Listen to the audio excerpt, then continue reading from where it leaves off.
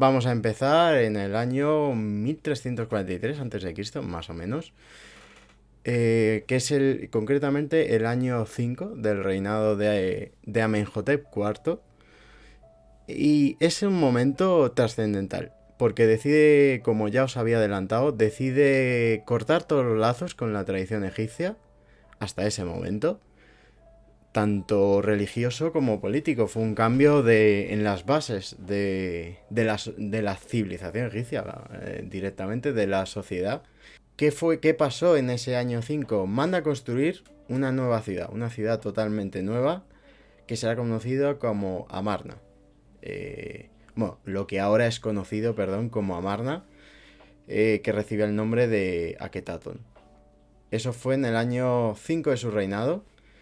Y concretamente un poco después, en el 9, sí, en el 9, una vez ya trasladado a la capital, es cuando esa ruptura, perdón, se consolida totalmente, porque rompe ya no solo en lo político, como había roto trasladando la capital a una nueva ciudad totalmente nueva, valga la redundancia, sino que rompe en lo religioso. Destierra a todos los dioses, todo el panteón de dioses egipcios, y establece el culto centralizado a Atón, el disco solar. Una deidad que, aunque ya existía anteriormente, era muy secundario, porque en la religión egipcia, todos los dioses prácticamente tienen muchas facetas, y una deidad pues es la faceta de otra deidad que a su vez se complementa, no son nunca contradictorios, perdón. Y Atón es la faceta del sol, perdón, que es precisamente el disco solar en sí, o sea, el sol, literalmente el disco solar. También existen otras facetas como pueden ser los rayos del sol, el sol de la mañana, etc. No son facetas de una misma idea, que reciben varios nombres y se identifican o se personifican en diferentes deidades, diferentes nombres de deidades. Pues en este caso establece el culto a Atón. Se ha hablado muchas veces de monoteísmo, es un tema muy peliagudo porque no podemos entender un monoteísmo en el 1300 antes de Cristo a un monoteísmo que tenemos nosotros en la cabeza, como puede ser las religiones judeocristianas o el Islam, por ejemplo. No, no es un monoteísmo como tal.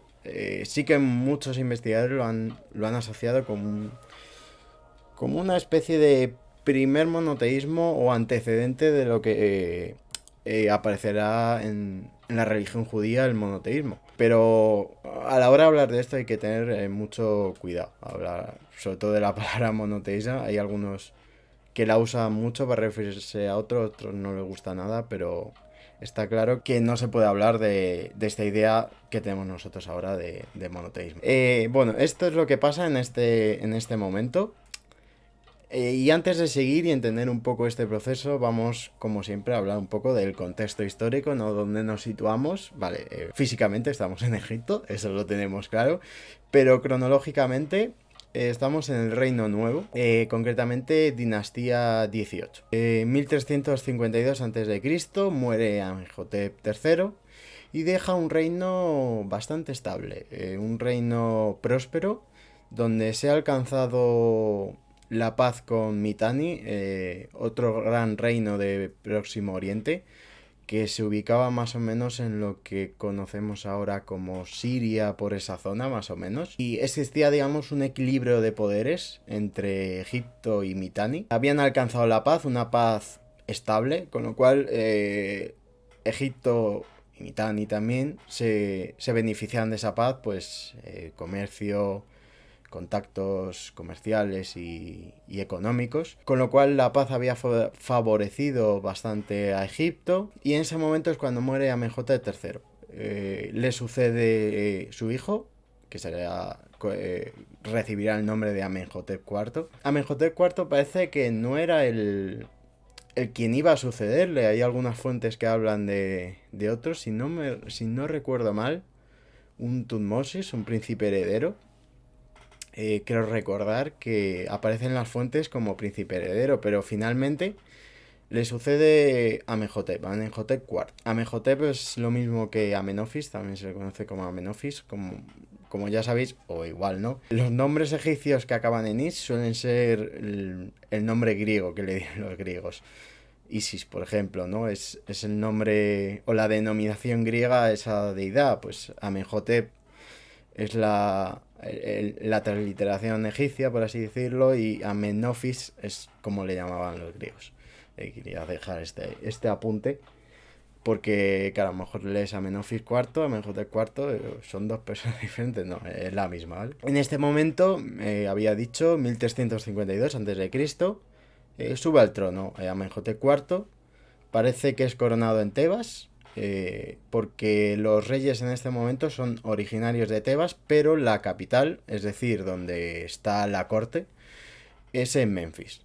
Pero los faraones vienen de Tebas, con lo cual Tebas sigue manteniendo esa importancia, sobre todo en cuanto a lo religioso, porque es el centro del culto a la deidad Amón, al dios Amón, que es la deidad principal de la monarquía, en el plano religioso.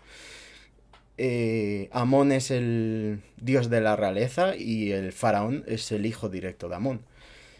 Con lo cual, al ser una deidad de la realeza, es la principal deidad y el principal culto en Egipto. Y este culto se lleva a cabo, el centro de este culto, se lleva a cabo en Tebas, en el templo de Karnak. Entonces, cuando Amenhotep IV asciende al trono, parece que empiezan varias obras al templo de Karnak, ampliándolo y demás, como hicieron todos los faraones, siempre poner su granito de arena en Karnak. Amenhotep IV pues participa también en esta ampliación de Karnak, y algunos de estos templos parece que los empieza a dedicar a una de esas facetas del sol, como ya os he adelantado, Atón. Como ya os he dicho, vuelvo a repetir, no es una deidad nueva, es algo que ya existía, pero parece que va cobrando mayor importancia. En el quinto año de su reinado, como ya había adelantado, decide construir una nueva ciudad, es decir, una nueva capital para la corte. Y esta será Aketatón, el horizonte de Atón, o el horizonte de Disco, que también lo he visto. Es una ciudad completamente nueva, es decir, se construye de cero, una ciudad de nueva planta. Como ya os enseñé en el directo del otro día, en este libro, Viaje por el Antiguo Egipto, de Despertaferro, pues hay una de las partes, es Tel el Amarna, que es como se le conoce hoy en día, Aketatón, y como las imágenes siempre son muy visuales, valga la redundancia, pues esto es más o menos el aspecto que tendría. Fue una construcción polémica. Es una ciudad que está en mitad de la nada. O sea, literalmente, porque cuando se construyó allí no había nada. Está rodeado de un entorno bastante montañoso. Y se construye de cero. Se tarda 4 años, según parece. Porque al cuarto año de su reinado, Akenatón ya vive ahí, según parece. Y a todo esto, que no lo he dicho, me he saltado algo importante también. No solo construye una nueva ciudad de cero, sino que se cambia el nombre. Pasa de ser Amenhotep a Akenatón, ¿vale? Haciendo referencia a Atón. Lo que indica más ese cambio radical que está sufriendo su propio reinado. Tel el Amarna, como se le conoce ahora, nos ha dado una información muy valiosa, porque fue una ciudad... Spoiler, se abandonó, ¿vale? No se volvió a ocupar.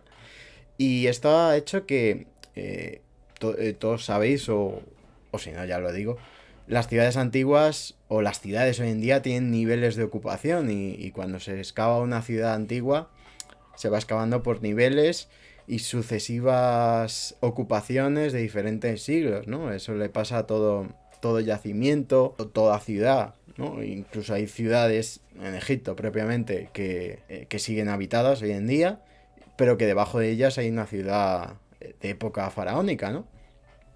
Porque si la gente va a vivir a un sitio, significa que es un sitio bueno por pues, agua, recursos, demás, pues obviamente la gente no se va a ir de ahí si esas condiciones se mantienen. Entonces se sigue ocupando.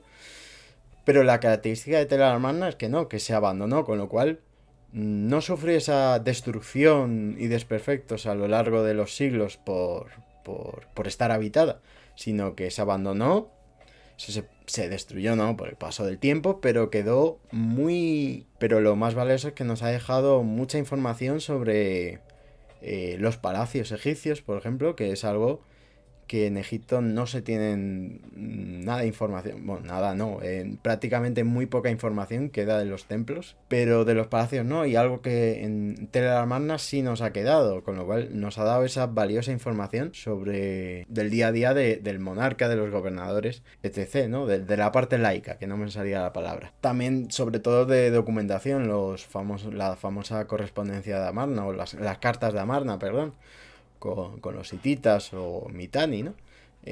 Correspondencia con las potencias extranjeras. Entonces, hay que decir, y esto se ha tratado mucho, cómo fue la oposición a Akenatón en este giro radical que dio al gobierno, a su gobierno, ¿no? Porque estamos hablando de una sociedad que llevaba siglos ya, ¿no? Estamos en el 1300, ya llevaba mucho tiempo, milenios. Lleva literalmente milenios, siglos de tradición. Y algo que cambie tan radicalmente en apenas 9 años, pues se ha hablado mucho sobre cómo fue esta posición, cómo se materializó, si fue muy radical. Se ha hablado mucho también del papel del ejército en el reinado de Akenatón, porque obviamente necesitaba el apoyo del ejército. No puedes hacer una revolución semejante o un cambio semejante sin el apoyo del ejército. Está claro que de alguna forma al principio se le apoyó.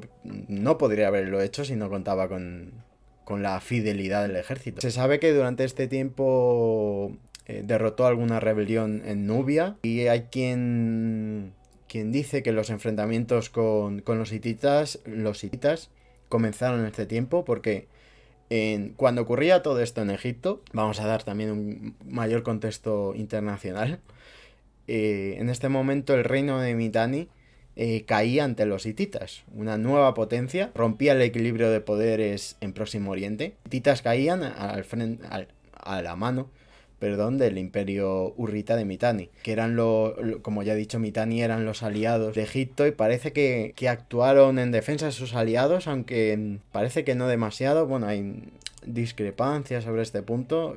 Hay quien afirma que sí, que como he dicho los enfrentamientos empezaron, y hay otros que no tanto. Bueno, el papel del ejército no se ha reconocido en muchos estudios, pero como ya he dicho, debía haber sido importante, debía haber contado con de un comentario de Papiros Perdidos. Hay que tener en cuenta que el giro hacia el culto del sol ya lo inició su padre, Amenhotep III, quien se llama a sí mismo Dios. Exactamente. Esto no... Aunque este cambio fue radical, de construcción de una nueva ciudad, el culto central a Atón desterrando a los demás, ya venía de antes. Nadie surge nada de la nada, hay que tener esto en cuenta, efectivamente.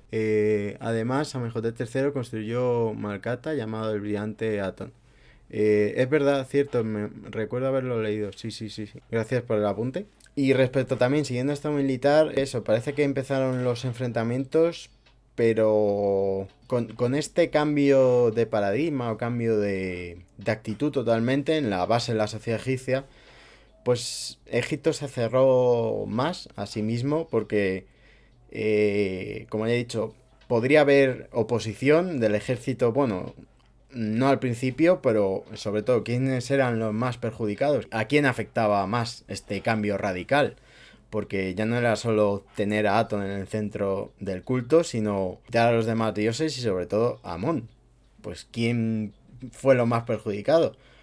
Los sacerdotes. Y la élite dirigente, que es a su vez esos sacerdotes de Tebas, de Karnak. No eran simples sacerdotes, era una élite dirigente, era el centro religioso del país, el corazón religioso, una de las patas que sostiene una sociedad. Pues en este caso era la religión, y entonces los más afectados fueron directamente los sacerdotes de Amón, claramente. Desde el que hubo una primera oposición. Eso está claro, que luego esa oposición fue calando en más sectores, tanto de la élite como dirigente, como del ejército, como de todos los ámbitos. En esta corte que se trasladó a Aton, esta nueva ciudad, también Akenaton fue creada de cero, con lo cual, y con un modelo concreto. No se puede tomar como ejemplo a todas las ciudades de Egipto. Pero mientras pasaba todo esto en esta ciudad, en el centro de la capital, donde estaba la corte, hay que mencionar a Nefertiti, ¿no? Todos conocemos a Nefertiti. Seguro, si ya lo he dicho por Twitter, por Instagram, este libro es uno de los que más uso para hablar de... Para cualquier dato de más, es este. Y que tiene el famoso busto de Nefertiti. Era la esposa principal de Akenatón, y aunque fue muy popular ya desde el principio, su influencia en la corte y demás empezó a crecer sobre todo al final del reinado de Akenatón. Fue nombrada corregente oficial con el nombre de Neferuaton. No se sabe muy bien por qué fue necesario nombrar una corregente. Según parece, Akenatón necesitaba a alguien de confianza para controlar o mantener el control en Tebas, sobre todo. Entonces le hacía falta una corregencia, en este caso fue Nefertiti. De hecho, no se sabe cuándo murió Nefertiti, si le sobrevivió a Akenatón o no, porque llega un momento en que desaparece de las fuentes. Obviamente murió en algún momento, claro, no era inmortal. Pero no se sabe si fue antes o después. Es la clave. Era, como ya he dicho, era la esposa principal de Akenatón. Y le dio 6 hijas. No le dio ningún varón, ningún niño, pero le dio 6 hijas. De hecho, una de estas hijas, a ver si lo digo bien, Meritaton, dio mucha relevancia, mucha importancia durante el reinado de Akenatón, porque en un momento a final del reinado, en este momento en que Nefertiti desaparece, Meritaton coge incluso más protagonismo del que ya tenía, porque empezó a ser representada junto a sus padres, a tener un papel importante, ya no solo por ser hija de Akenatón, ¿no? Sino dentro del gobierno de Akenatón.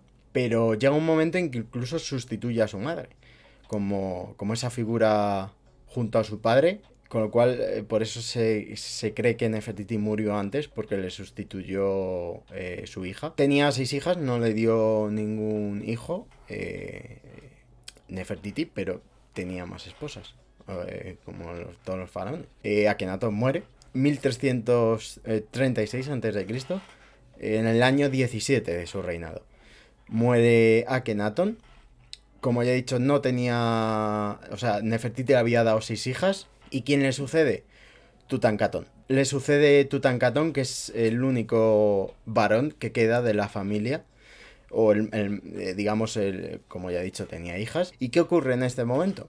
Porque, como ya hemos dicho, ¿en qué momento asciende al trono? Tutankamón era un niño, asciende siendo un niño. ¿Qué se encuentra? Le plantan ahí y dice, ¿qué pasa aquí? ¿No?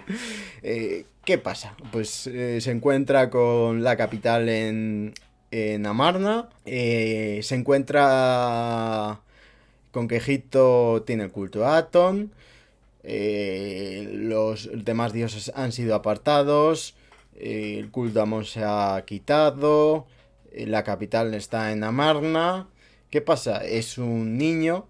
No se sabe si realmente tenía la misma fe que Akenatón en Atón. Pero está claro que en ese momento, al poco, abandona a Amarna junto a su hermana esposa.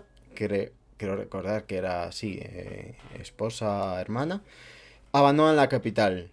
Creo que fue... No recuerdo bien si era a los 2 años o al... Ahora mismo no recuerdo. Al poco de ascender al trono, abandona a Amarna. Abandona a Amarna y...